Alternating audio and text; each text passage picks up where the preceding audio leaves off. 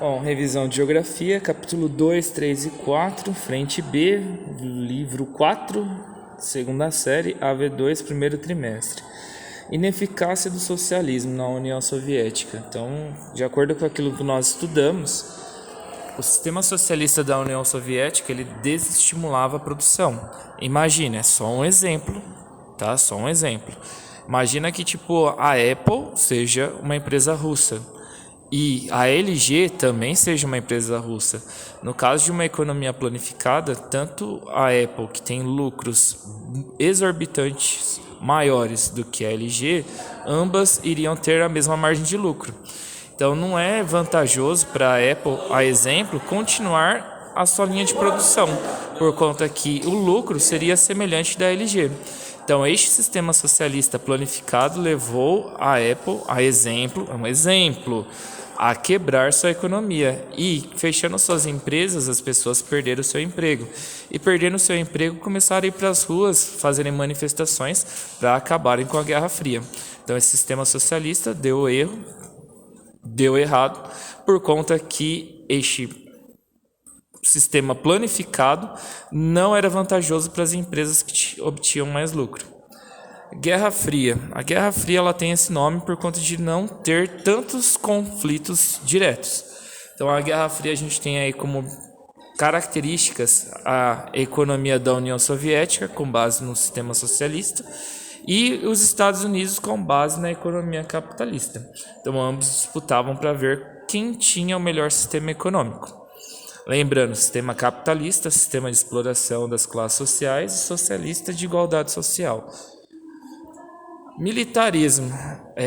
Existia também uma disputa militar para ver quem tinha a maior produção de armas, de tanques, de bombas, de exército e etc. durante o período da Guerra Fria.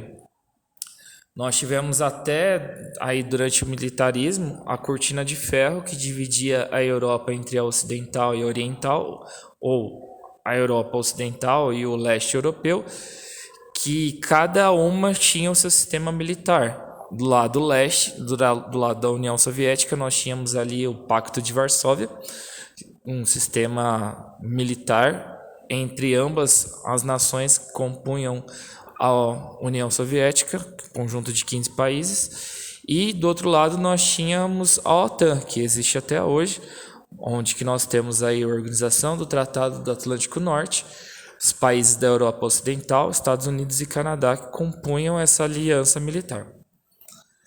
Existia também uma disputa tecnológica, onde que existia até uma corrida espacial. Aí Estados Unidos e União Soviética ficaram disputando quem é que produzia os maiores avanços científicos. Primeiro mamífero, a Laika enviado para o espaço, primeiro homem, primeira mulher enviada para o espaço, Yuri Gagarin. Aí depois nós tivemos aí o primeiro homem que pisou na Lua, que foi Neil Armstrong, e também o primeiro satélite, que foi Sputnik. Então a maior parte dos avanços foram realizados aí pela União Soviética. Deixa eu ver o que mais. A Guerra Fria também acabou gerando um sistema de bipolaridade sobre o globo terrestre, dividindo o planeta Terra em duas partes. Isso é o sistema bipolar, dois polos, disputando essa hegemonia, ou seja, esse domínio do mundo.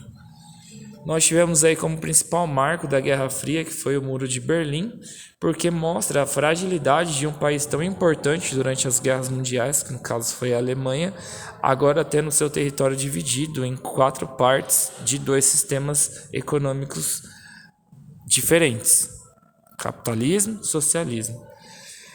E a queda do Muro de Berlim é também o principal marco do final da guerra, aonde que ocorreu, se eu não me engano, 89 ou 91. Mas fica tranquilo, não vou cobrar a data. Mas a queda do Muro de Berlim também sinalizou o fim da Guerra Fria. A Guerra Fria não foi só um sistema de disputa de poder. Ocorreram em algumas poucas partes confrontos diretos. A exemplo da Guerra da Coreia, existia apenas uma Coreia, mas a Coreia ela foi também dominada por ambos polos, Estados Unidos e União Soviética. A parte norte foi dominada pela União Soviética, a parte sul dominada pelos Estados Unidos. e ambas dividiram este território da Coreia. E até hoje, ambos os territórios mantêm este sistema econômico cujo qual eles foram explorados. Depois nós tivemos uma tentativa de realizar algo similar lá no Vietnã, porém, no Vietnã, os Estados Unidos acabou sendo derrotados. Os vietnamitas, com o apoio da União Soviética, acabaram derrotando os estadunidenses e não conseguiram colocar este mesmo sistema que foi aplicado na Coreia.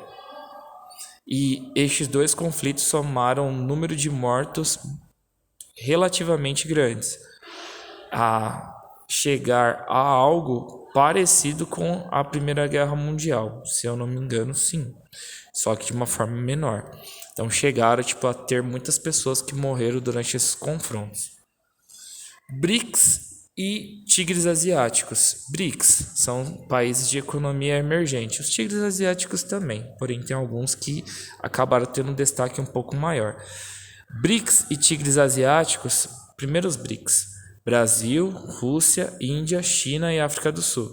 Tigres asiáticos, nós temos Hong Kong, Taiwan, Singapura, Coreia do Sul. E hoje existem também os novos tigres asiáticos. Quais são as características de ambos os países emergentes que fazem parte deste sistema? Eles possuem uma economia mediana, existem os subdesenvolvidos, são pobres, existem os emergentes, têm uma economia mediana, e existem os desenvolvidos, a exemplo dos Estados Unidos, Japão, França, que são ricos. Esses países de economia emergentes, eles têm uma mão de obra numerosa, eles exploram muito o trabalhador, onde trabalha-se muito e ganha-se pouco. Eles exploram de forma muito grande os recursos naturais, a maior parte são abundantes em recursos. A legislação é extremamente fraca, tanto ambiental quanto trabalhista, onde que existem poucos recursos para os trabalhadores e onde que as leis ambientais favorecem a exploração predatória e a poluição ambiental, porque o importante para eles é ganhar dinheiro. Para nós, né? Para nós, Brasil, não para nós, pessoas. Para nós, Brasil. Acho que você entendeu, né? Prosseguindo. Depois nós temos dois grupos também econômicos e políticos que acabam se reunindo para traçar os rumos futuros do planeta, que praticamente são o G20, antes era G8, só que por conta da Rússia ter tomado parte da Crimeia, que faz parte da Ucrânia, há anos atrás, a Rússia foi expulsa desse grupo do G8 e atualmente eles são G7. Não precisa gravar o nome dos países, mas são os vencedores da Segunda Guerra Mundial.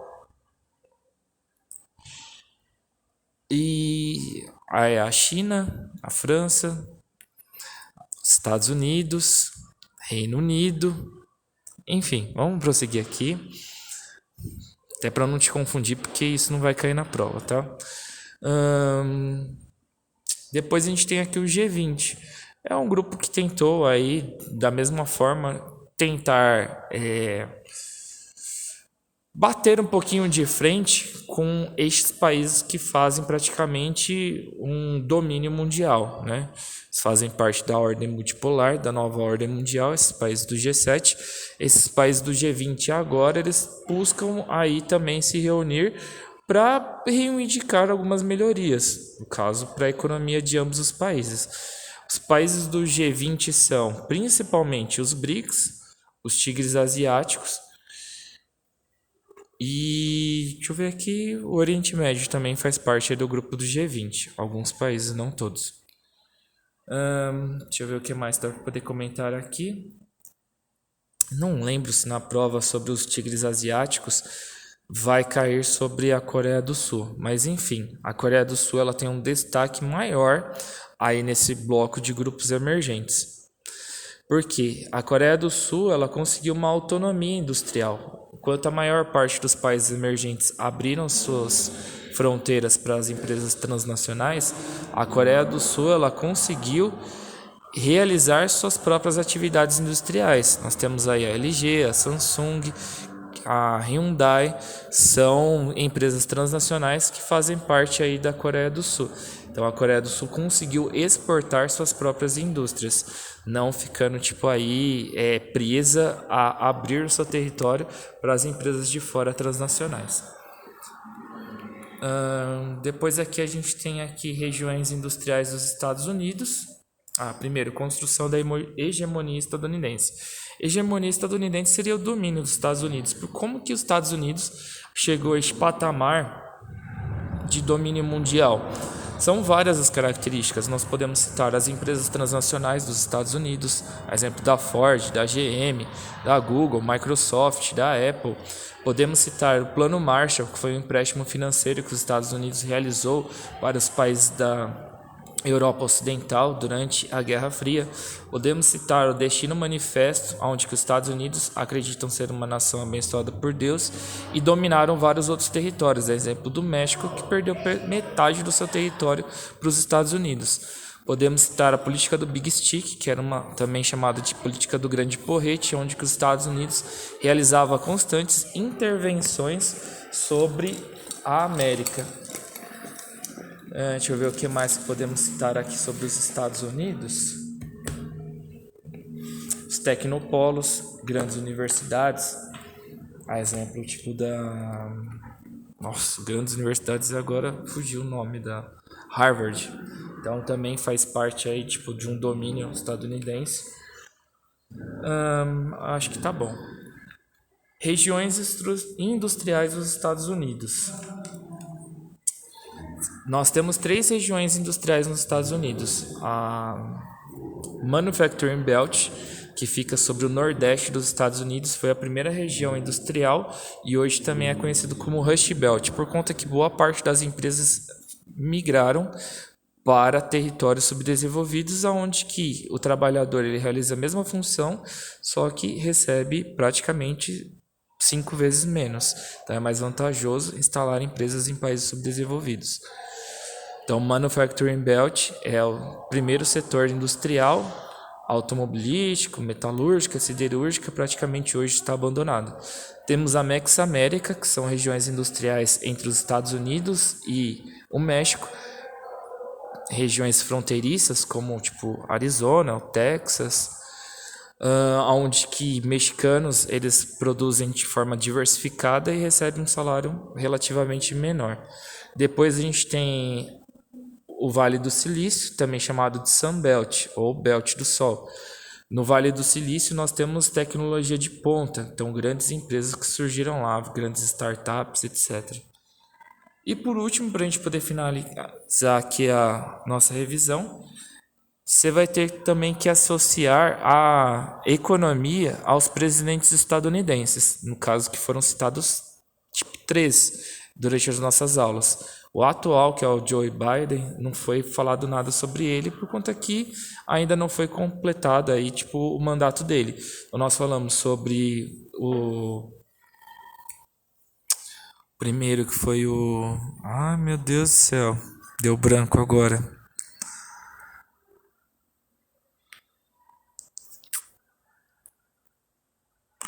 Jesus. Na ponta da língua o nome do presidente. O Barack Obama, Donald Trump, e outro é o... Ai, das Torres Gêmeas, meu Deus do céu.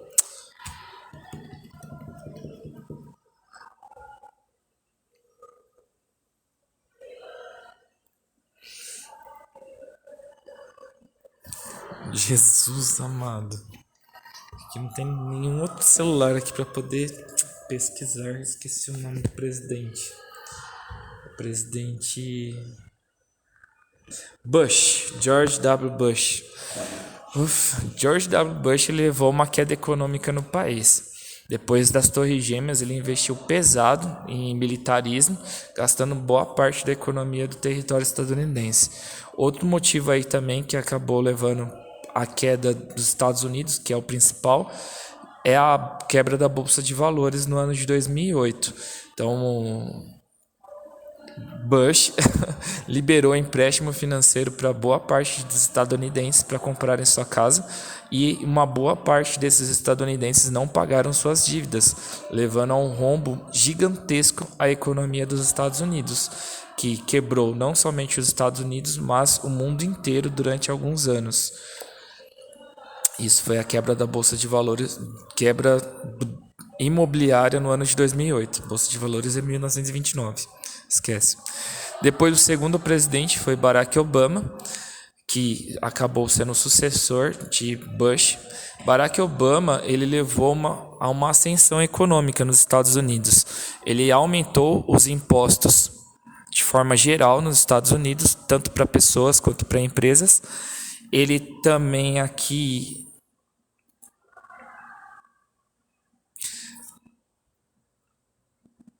teve uma legislação fraca. Tava tentando lembrar aqui o negócio. Ele também afrouxou, tipo, a legislação ambiental durante as atividades industriais. Então, tipo, o importante era ganhar dinheiro, não era preservar o meio ambiente durante o seu governo. E isso acabou favorecendo as atividades industriais que conseguiram aí produzir de forma livre. E Barack Obama também ele acabou conseguindo produzir petróleo através do xisto betuminoso. O xisto é uma rocha e conseguir extrair petróleo através da queima dessa rocha, trazendo aí uma autonomia para os Estados Unidos e cortando a dependência que os Estados Unidos possuía com o Oriente Médio. E isso levou a uma elevação econômica no território. Então, Barack Obama, muito bom. E, por último, Donald Trump também foi muito bom para a economia estadunidense. Ele realizou aí um protecionismo de forma muito grande, onde que ele taxou, colocou impostos para países de fora, para as importações, para preservar o mercado interno. Então, Donald Trump ele começou a taxar a China e o México, que vendiam livremente para os Estados Unidos a um preço extremamente barato. E, no caso, ele colocando esses impostos, acabou fortalecendo os comerciantes locais. Isso é uma política chamada de protecionismo. Ele também acabou, cortando os impostos das atividades industriais. Então, muitas empresas acabaram sendo atraídas a se realocarem novamente para os Estados Unidos por conta dessa vantagem econômica de não ter que pagar impostos. E eu acho que é só, gente. Protecionismo, redução de impostos. E a gente finaliza por aqui a revisão. Um abraço, até mais.